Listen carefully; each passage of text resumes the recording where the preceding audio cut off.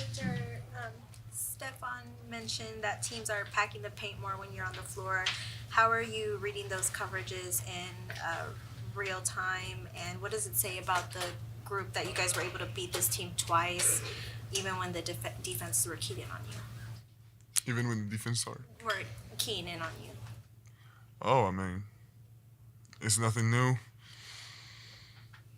It's true that the game is played differently when I'm on or off, but my teammates do a great job at recognizing that, and Steph, especially, is one of the highest game recognition guys I've seen. So it's just adaptation, but it's same as with other players. When you got shooters or non-shooters in the court, you play differently. Not only that, they'll come We only got time for one. What did you think about the physicality and just sort of the attention to detail that your team brought to this game? No, it was big. I think it was. I think it would have been a great game to watch. I'll watch it again and make sure. But yeah, it looked like we were really locked in, and like we're really different from most to any team in the league, especially on the defensive side. Mitch mentioned some things are contagious on the basketball court. Mm-hmm. Do you think energy is one of those things? And then how have you seen Keldon kind of inject that into you guys as a collective? Yeah, for sure. I mean, it's easier to be motivated by those efforts when they pay off. You know, when we get wins like this, it's inspiring. You know, to see other guys give this kind of effort to things that don't show up on the stat sheet. You know, and I try to do that, and we try, and the coaching staff tries also to do that. Try to like recognize and praise efforts like this to the teammates. You know, like maybe somebody will get a layup because the other guy ran all the way to the corner, you know, and we're gonna praise this guy for running all the way or doing this little extra shift in defense. So it's all these little things that don't show up on the stats. HB said he enjoyed your post-game show and said you might have a career in marketing. I might already do, actually. Is the celebration that y'all had, I mean, how would you describe just the vibes around this team right now and everything that you guys are feeling as a group? No, it's great. I mean, on and off the court, we're getting along great. And as I said before, it's a lot of fun, and it's easy to get in the flow of this team because it's paying off. Like the efforts we do on the court are paying off. We're not doing them, and it's not like we're doing it and not seeing any results, you know.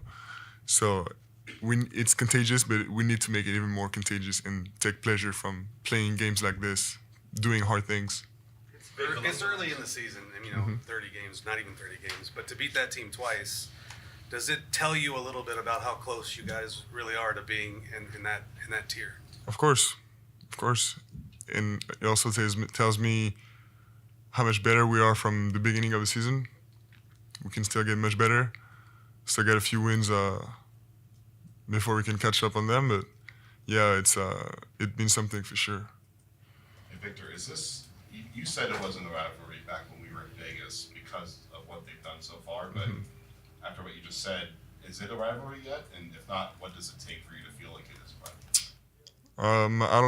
I don't know, and it feels like saying it is a rivalry would be like a weird thing because it's not something. It's something that builds naturally, but it's I didn't say that it's impossible that it can be in the future. I mean, I hope it will be soon, but we're definitely getting closer. What are you expecting from them 2 days from now on Christmas Day up there? No, I mean they're gonna be locked in, like more than any time before probably.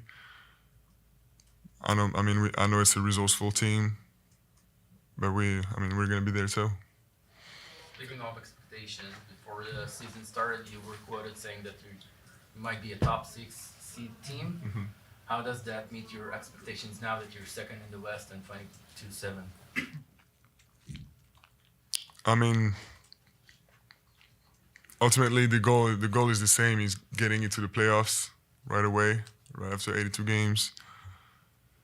So we don't skip steps, and now we can aim higher and higher after, because we check the boxes, you know, and it's still some things we still need to be more consistent every time, you know, 1 through 15 players.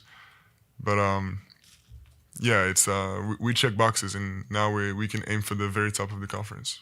Along those lines, Vic, the fact that you guys did what you did when you were out, and then you continue to do it, but with you on restriction, do you look at when you're off restriction, and as the team continues to grow, what you guys could be? Do you allow yourself to think about that? I do, yeah. Even though it's a schedule so intense that I don't dwell so much on the, you know, the game after the next game and after. But we're always basically locked in on the next game. So it's you know, as my minutes go up, I want to take more and more. You know, I'm hungrier and hungrier. You talk about a rivalry building naturally. What do you think it might feel like, or at what point do you think you might know that, oh, this is a rivalry? I guess the signs are arena is packed, energy is different, physicality from the first to the 48th minute is up there. It's hard to describe, but you know, it's like when PSG plays Marseille in France. You know, this is a real rivalry. But it's as I said, it's something that's built on years and years. You know, it's not something you can just make up like this. That doesn't take away that it's a good matchup, but you know, it takes a lot. Victor, tu m'excuses si je reviens sur un épisode douloureux, mais je voulais savoir un peu comment se passe justement, où t'en es dans ce processus de deuil du coup. Et puis est-ce que ça impacte aussi mine de rien tes performances quand t'es sur le terrain? Et est-ce que c'est encore plus dur quand t'es un peu expatrié ou que t'es loin un peu de la France, comme on peut l'être? Est-ce que c'est encore plus difficile de vivre ça de loin? Ouais, bien sûr, c'est plus difficile, mais bon, est-ce que ça impacte mes performances?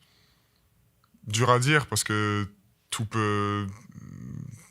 Enfin, en revenant en arrière, tout peut se passer différemment, on sait pas de quoi est fait le futur.